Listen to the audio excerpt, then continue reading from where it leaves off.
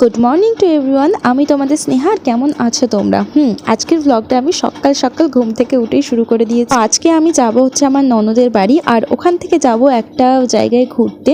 তো তোমরা কারা কারা ওই জায়গাটা জানো আমাকে একটু কমেন্ট করবে। তো এখন বলবো না কোথায় যাচ্ছি, তো পুরো ভিডিওটা দেখো তারপর বলবো। তো আমরা বেসিক্যালি যারা হাউস ওয়াইফ আছি, তো আমরা যেখানেই যাই না কেন বাড়ির সংসারের কাজবাজ গুছিয়ে আমাদের যেতে হবে। তো সেরকমই কথা মতো সকালবেলায় উঠে আমি তাড়াহুড়ো করে নিজের সব কাজবাজ সামলে তারপরে গেছি রেডি হতে। আমার শ্বশুর বাড়িতে না কোনো সময় কারেন্ট চাই না, কিন্তু যখন আমি কোথাও যাব আর যাওয়ার জন্য রেডি হব ঠিক সময় আমার বাড়িতে কারেন্ট চলে যায়। তো এই কারেন্ট আমাকে মেকআপ করা থেকে আটকাবে এটা কোনো দিনই হতে পারে না। আমার কাছে একটা ছোট মিনি ফ্যান ছিল, আর ওটা দিয়ে আমি আজকে কাজ চালিয়েছি। আর আজকে আমি পরবো এই শাড়িটা, আর আমার বরের জন্য আমি ড্রেস অলরেডি বার করে রেখেছি। আচ্ছা, তো এরপর কিন্তু আর ক্যামেরা অন করা হয়নি, একবারে আমি চলে গেছিলাম সোজা আমার ননদের বাড়ি। আর আজকের আউটফিটটা তো তোমাদেরকে দেখানোই হয়নি, ওই জন্য একবার দেখিয়ে নিলাম। আর এখানে এসে দেখি এখানেও কারেন্ট চলে গেছে। তো সারাদিনই আজকে আমরা গরমে গরমে কাটিয়েছি, আর বিকালবেলায় একটু ঠান্ডা হওয়ার জন্য চলে গেছিলাম মাঠের দিকে।